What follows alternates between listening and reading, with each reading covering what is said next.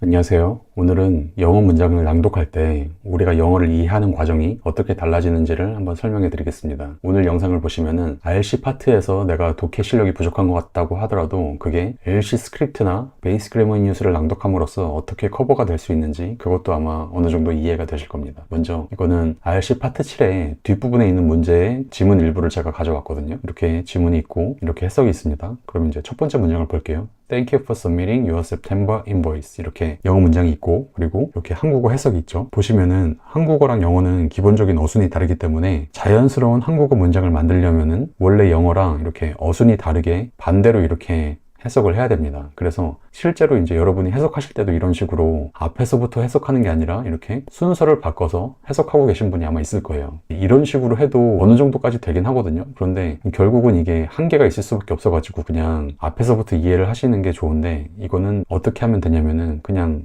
낭독을 하면 되거든요. 그러니까 우리가 소리를 내서 이 문장을 읽으면은 우리의 생각은 우리의 말을 따라가게 돼 있습니다. 그러니까 우리가 말하는 그 순서도 따라가고 우리가 말하는 내용도 따라가거든요. 그래서 내가 이렇게 앞에서부터 소리내서 읽잖아요. Thank you for submitting 이러면은 내 머릿속에서 어떤 일이 일어나냐면은 생각이 이 뒤에 거를 뭐 미리 가져와서 땡겨서 생각할 수 있는 게 아니라 내가 말을 이 앞에를 얘기하고 있기 때문에 내 생각도 여기만 보고 여기만 이해하려고 합니다. 그래서 Thank you 그러면은 내가 아직 이거를 영어로 바로 받아들이지 못한다고 하면은 한국어로 그냥 앞에서부터 해석을 해 나가기 시작을 할 거예요. 그래서 Thank you for submitting 그러면 감사합니다 제출해서 Your September invoice 너의 9월 청구서를 이런 식으로 내가 말하는 순서대로 앞에서부터 한국어로 이해를 해 나가기 시작을 할 겁니다. 그런데 이게 내가 영어 문장을 영어로 낭독하면서 그 순간에 한국어를 떠올리고 이렇게 한국어 문장을 만든다는 게 되게 번거로운 일이고 힘든 일이거든요. 그거를 우리 뇌가 그걸 알아가지고 번거롭고 이렇게 힘든 일은 하기 싫어하기 때문에 내가 바꿀 수 있는 거를 되게 빨리 바꾸기 시작을 합니다. 그래서 어떻게 되냐면은 몇 번 이렇게 낭독을 하다 보면은 그러니까 같은 문장을 여러 번 낭독하라고 말씀드리는 게 아니라 이런 식의 그냥 낭독을 계속 하다 보면은 어느 순간 Thank you for submitting 이거를 감사합니다 제출해서 이렇게 내가 생각하는 게 아니라 어느 순간 그냥 내가 바꿀 수 있는 건 바로바로 바꿔버려가지고 Thank you 제출해서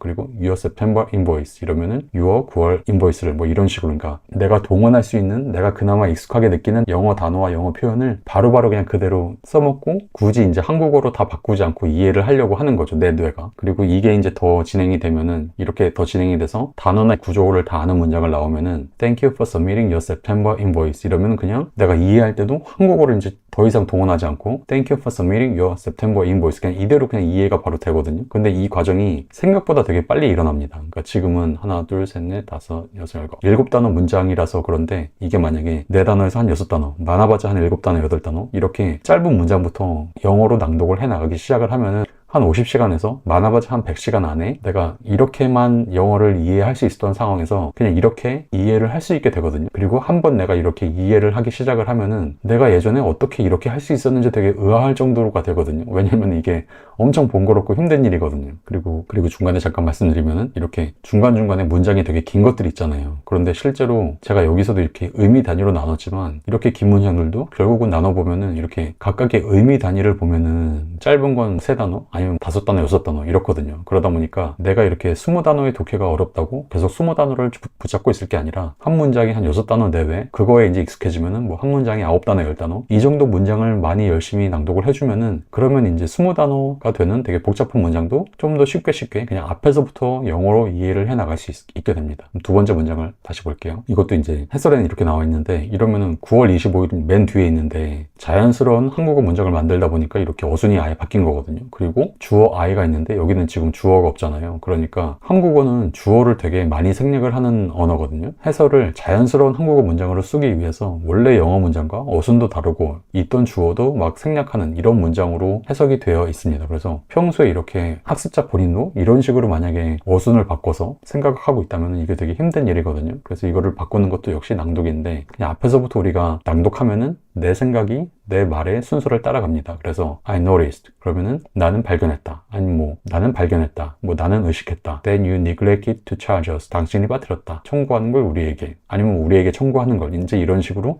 순서대로 해석을 해 나간다는 거죠. 그리고 이 과정이 너무 이제 번거롭다는 걸 우리가 되게 금방 인식을 하기 때문에 어느 순간 I noticed that you neglected to charge us. I noticed that you까지는 그냥 있는 그대로 이해를 하고 뭐 빠뜨렸다 이런 식으로 내가 이미 익숙한 단어나 표현은 그냥 굳이 한국어로 바꾸지 않고 영어 그대로 냅둔 상태에서 어느 순간 이해를 하게 됩니다. 그리고 이제 이렇게 의미 단위를 의식하면서 그냥 앞에서부터 읽어 나가는 대로 그냥 이제 이해를 해 나가기 시작을 하게 되거든요. 그리고 이때 이제 이 구조를 다 이해를 했다면은 이 중에 이제 일부 모르는 단어가 있을 수도 있잖아요. 예를 들어서 뭐 앞에 나오는 단어가 내가 생전 처음 보는 스펠링의 단어일 수도 있고, 아니면 뭐 이렇게 중간에 있는 단어, 아니면 뭐 세 번째 나오는 단어. 근데 이러더라도 이 문장이 다른 단어들은 내가 다 알고 있기 때문에 대강의 이해를 이제 할 수 있는 상태가 되는 거죠. 그래서 내가 만약에 시험장에서 이렇게 문장을 봤는데 앞에서부터 이제 쭉 이해를 해 나가다가 모르는 단어가 있어요. 그래도 이 앞뒤를 보면서 대강의 의미를 이제 이해할 수 있고, 그리고 만약에 내가 이 부분은 좀 대강의 의미도 잘 모르겠다고 하더라도 이 부분이 뭐 답을 찾는데 엄청 결정적인 역할을 하는 게 아니라면은 답을 찾는 데는 이제 문제가 없는 거죠. 그래서 정리를 해보면은 일단 내가 만약에 독해력이 부족하다고 생각을 드시면은 첫 번째로 해야 될 게 일단